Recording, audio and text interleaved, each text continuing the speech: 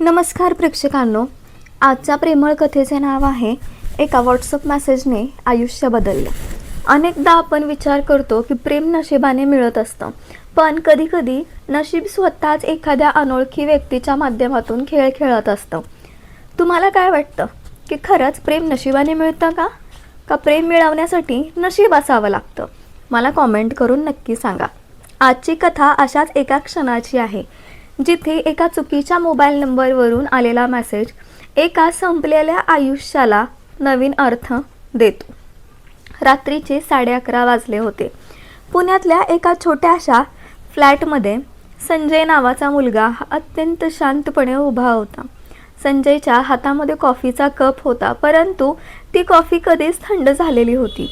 बाहेर धो-धो पाऊस पडत होता आणि त्या पावसाच्या थेंबाथेंबातच संजयच्या डोळ्यातून अश्रू देखील वाहत होते. राहून राहून संजयला त्याच्या प्रेमाची आठवण येत होती. संजय एका IT कंपनीत काम करणारा मुलगा, दिसायला अतिशय देखणा, स्वभावाने अत्यंत शांत आणि प्रामाणिक. पण गेल्या 6 महिन्यापासून तो एक आनंद आयुष्यातील घेण्याचा विसरून गेला होता. आनंदी आयुष्य जगण्याचं त्याने सोडून दिलं होतं. का तर त्याचा ब्रेकअप झाला होता. त्याचं ज्या मुलीवरती प्रेम होतं, ती मुलगी त्याला विश्वासघात करून, त्याला धोका देऊन, त्याचा विश्वास तोडून मोडून, त्याच्या विश्वासाचा खून करून निघून गेली होती.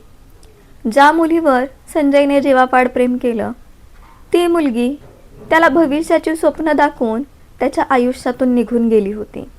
ती मुलगी म्हणजेच साक्षी.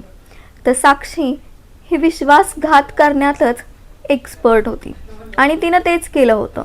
ती अचानकपणे त्याला सोडून गेली होती आणि जाताना म्हणते तर काय, तर तू माझ्या लायकीचा नाहीस.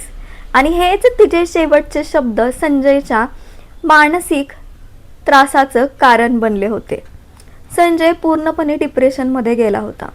आयुष्याचा आनंद घेण्याचा तो विसरला होता. जगण्याची इच्छा त्या बिचाऱ्याची कधीचीच संपली होती.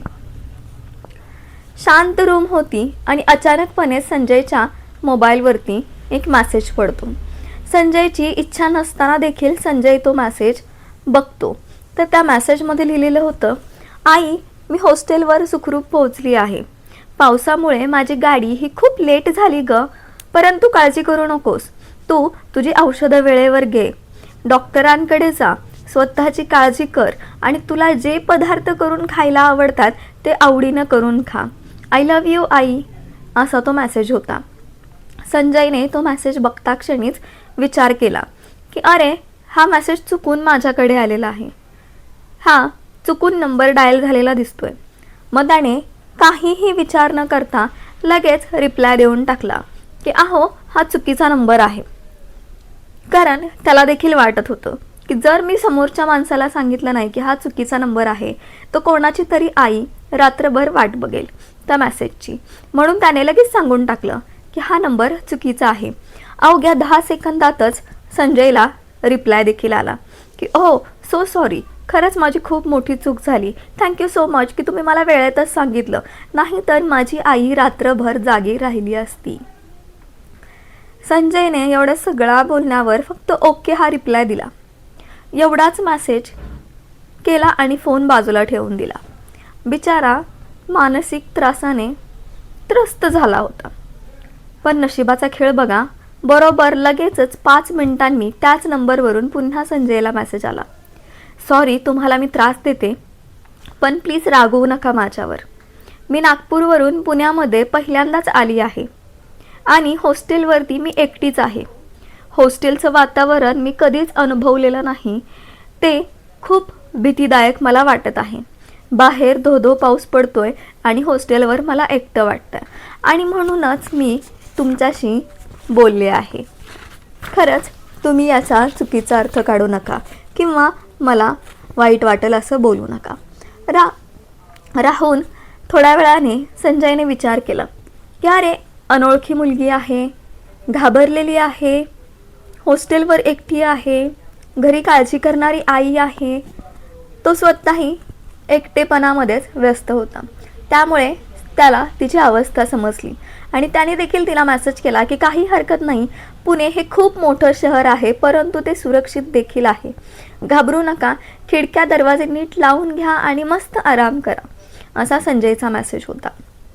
संजयचा मेसेज वाचता क्षणीच पुढून देखील मेसेज आला. Thank you so much. हां, माझं नाव आहे निकिता. तुमचं नाव काय आहे? राहुलने विचार केला की स्वतःची खरी ओळख सांगायला नको, कारण जास्त ओळख नसताना आपलं नाव गाव सांगणं हे योग्य नाही. परंतु तो म्हणाला की तुम्ही मला आरव म्हणू शकता. तेवढ्यातच निकिता देखील म्हणाली, ठीक आहे, मग तुम्हाला देखील मला ए म्हणावं लागेल. मग त्या रात्री एका चुकीच्या मेसेजने दोन अनोळखी लोकांना एकमेकांशी अचानकपणे जोडलं गेलं होतं. ते म्हणजे संजय आणि निकिता. दोघांच्या मनांचा संवाद, कम्युनिकेशन त्या ठिकाणी होत होतं. त्यानंतरचे दिवस हे संजयसाठी काहीतरी वेगळंच त्याच्या आयुष्यामध्ये घेऊन आले. संजय हा जो दिवसभर कोणाशी बोलत नसायचा, तो आता रात्रीच्या त्या एका मेसेजची वाट पाहू लागला होता. डोळे लावून तो बसायचा की व्हॉट्सअप मेसेज कधी येईल मला. सारखं निकिताचं व्हॉट्सअप चॅट हे तो ओपन करायचा आणि बघायचा. हळूहळू खरंच दिवस बदलत गेले होते. आर आणि एग हे रोज बोलू लागले होते. म्हणजे संजय आणि निकिता हे दोघंजण रोज बोलू लागले होते.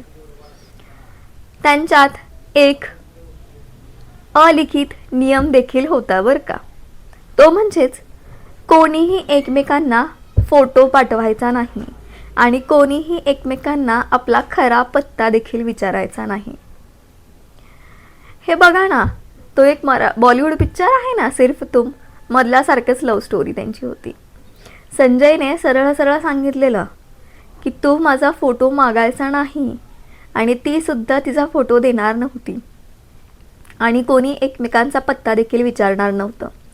ते फक्त आपल्या एकमेकांच्या भावना एकमेकांसोबत शेअर करत होते. निकिता ही खूप चंचल, हुशार, स्मार्ट, हसमुख आणि सकारात्मक स्वभावाची मुलगी. ती पुण्यात MBA करत होती. दुसरीकडे संजय हा तिला आपल्या जुन्या प्रेमाबद्दल आणि मिळालेल्या विश्वासघाताबद्दल काहीही सांगायला तयार नव्हता. पण त्याचा उदासपणा त्याच्या शब्दातून तिला क्षणोक्षणी जाणवायचा.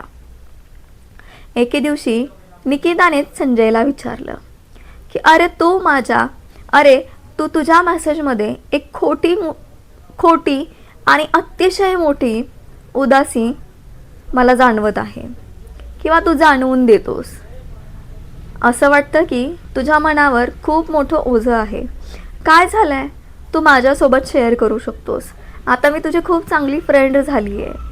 निकिता संजयला विचारत होती की तुझ्या मनावरती कुठल्या प्रकारचं दडपण आहे, तू मला सांग. आणि संजयने त्या रात्री आपलं हृदय पूर्णपणे मोकळं केलं. मुलं ही आपल्या सर्वांना माहीत आहेत, एकदा विचारता क्षणी सगळं सांगून टाकतात, काहीही ठेवत नाहीत. त्याप्रमाणेच संजय देखील मन मोकळ्यापणाचा एकदम सर्व काही सांगून टाकलं त्याने. आणि त्यांनी तिला मेसेज देखील केला की मला एका व्यक्तीने अशा वळणावर आणून सोडलंय की जिथून मला पुढे जाण्याचा रस्ता दिसत नाहीये. मला असं वाटतंय की माझं आयुष्य त्या क्षणी संपलेलं आहे. माझ्या आयुष्यात आता काहीही राहिलेलं नाही. ह्या स्थितीमध्ये त्या व्यक्तीने मला आणून सोडलेलं आहे. त्याचं तेवढं सगळं बोलणं ऐकून निकिताला खूप वाईट वाटलं. निकिताने थोड्या वेळाने त्याला रिप्लाय दिला की अरे एक गोष्ट सांगू का, जर एखादं पुस्तक वाचताना त्याचं पान आपल्याकडून फाटलं तर आपण अख्खं पुस्तक तर फेकून देत नाही ना. मग एखाद्या व्यक्तीने जर साथ सोडली, एखाद्या व्यक्तीने प्रेमामध्ये विश्वासघात केला, एखाद्या व्यक्तीने प्रेमामध्ये काशी केली, तिची लायकी दाखवली, म्हणून आपण सर्वांना एकसारखं धरायचं का? नाही.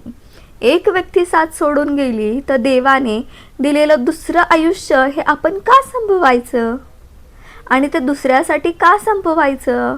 आपलं आयुष्य किती सुंदर आहे, दुसऱ्यांसाठी आपण संपवू शकत नाही.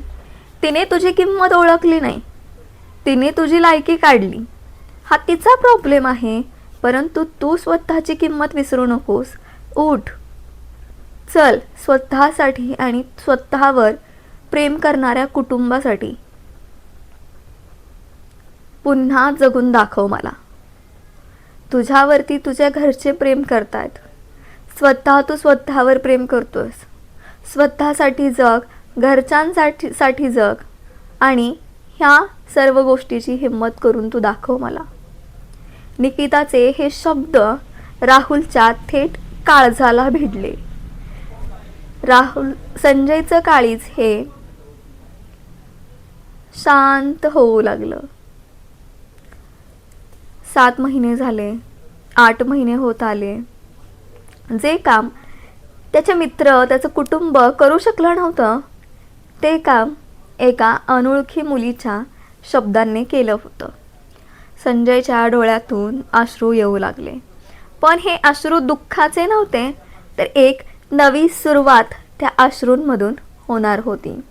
त्याला सुद्धा जाणीव झाली होती की तो किती वेड्यासारखा वागत होता.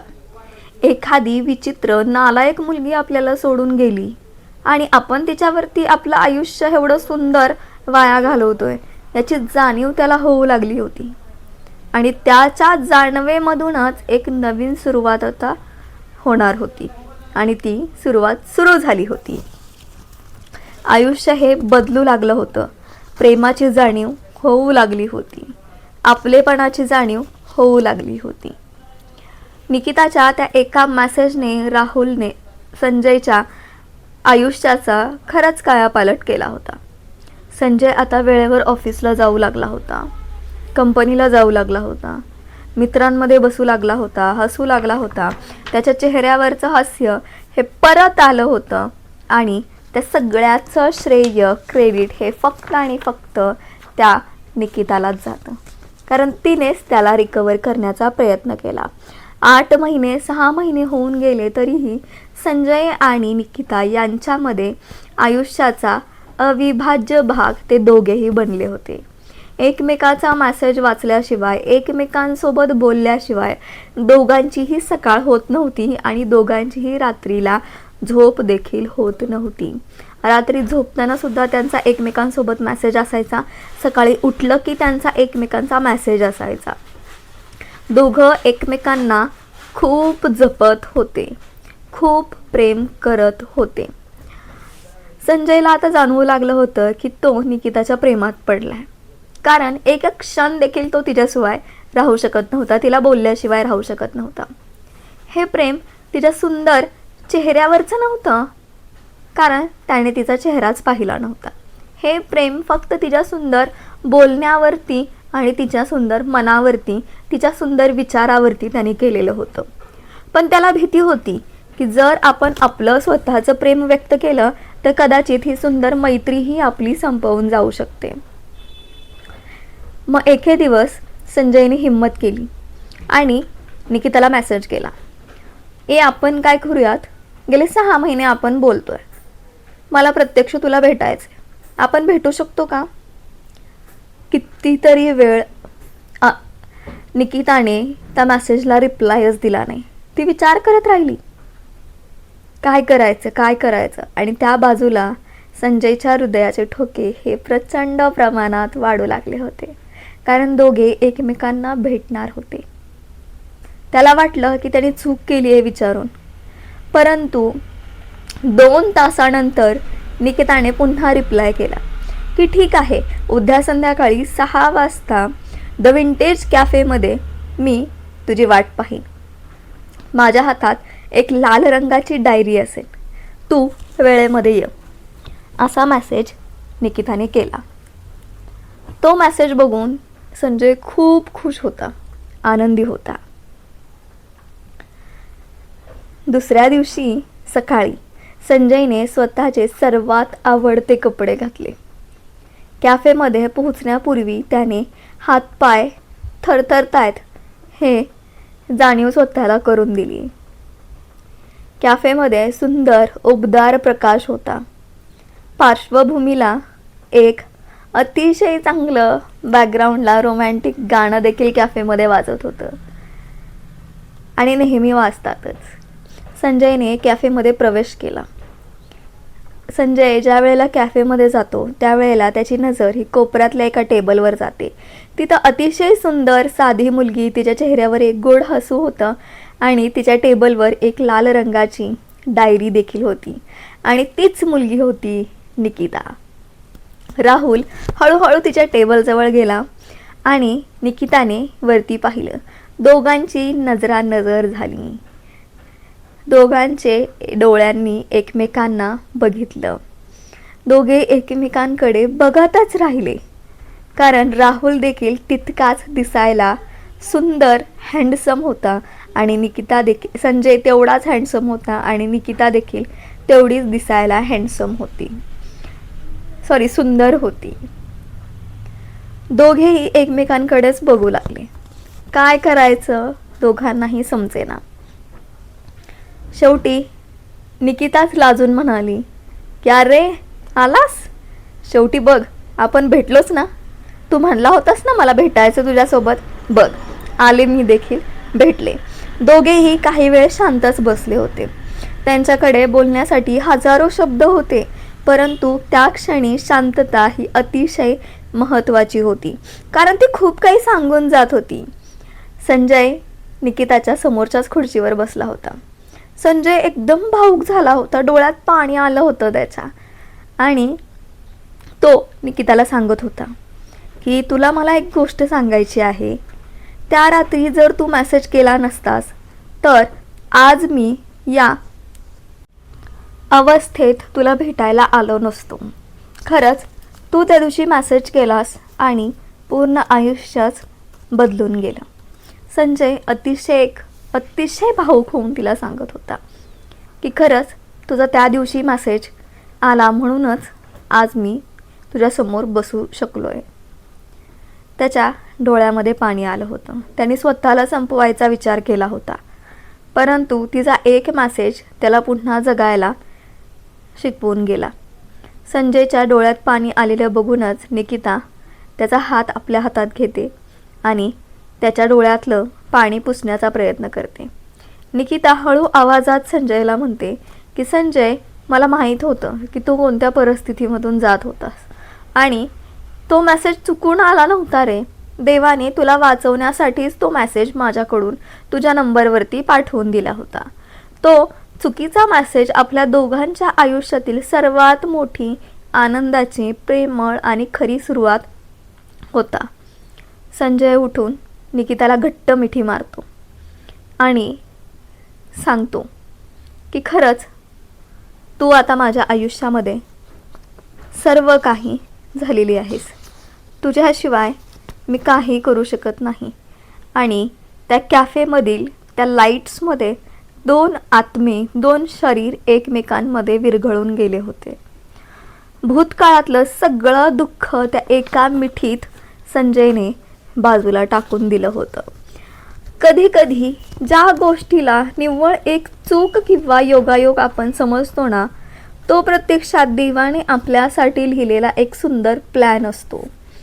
आयुष्यात कितीही मोठं दुःख जरी आलं तरी खचून जाऊ नका, कारण नशीब कोणत्या वळणावर कोणाच्या माध्यमातून तुमचं आयुष्य बदलेल हे सांगता येत नाही. एका व्हॉट्सअप मेसेजने राहुल आणि निकिता या दोघांना एकत्र आणलं. त्यांच्या नव्या आयुष्याची गोड सुरुवात देखील झालेली आहे. आपण बघतो की अचानकपणे निकिताने मेसेज केला, संजयने रिप्लाय दिला आणि ते दोघे एकत्र राहिले. दोघांनी आता लग्न केलंय, आनंदाने त्यांचा सुखी संसार ते थाटत आहेत, सुखी संसार करत आहेत, एकमेकांवर खूप प्रेम करतात. दोघेही चांगल्या ठिकाणी जॉब करतात, सॅटर्डे संडे फिरायला जातात, एन्जॉय करतात. ह्या सगळ्या गोष्टी आता होताना दिसत आहेत. खरंच संजय हा अतिशय लकी मुलगा आहे की त्याला निकितासारखी अतिशय चांगली मुलगी ही लाईफ पार्टनर म्हणून मिळालेली आहे. त्याने विश्वास ठेवला निकितावरती, म्हणूनच ह्या सगळ्या गोष्टी झाल्यात. आपण म्हणतो ना की आपण केलेला प्लॅन जर बाजूला फिसकटत असेल तर देव आपल्यापेक्षा चांगला प्लॅन आपल्या स्वतःसाठी करत असतो. प्रेक्षकांनो, आजची ही संजय, साक्षी आणि निकिता या तिघांची कथा तुम्हाला कशी वाटली मला कमेंटमध्ये नक्की सांगा. व्हिडिओला जास्तीत जास्त लाईक करा, व्हिडिओला जास्तीत जास्त शेअर करा, व्हिडिओ पूर्ण बघा.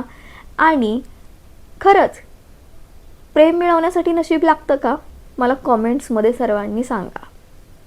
व्हिडिओ पूर्ण बघा आणि मी आहे मराठी ओनली चॅनलला सबस्क्राईब करा. धन्यवाद. लाईफ पार्टनर म्हणून मिळाली. कथा जास्तीत जास्त शेअर करा, कथा पूर्ण बघा आणि खरंच प्रेम मिळवण्यासाठी नशीब लागतं का कमेंट करून सांगा.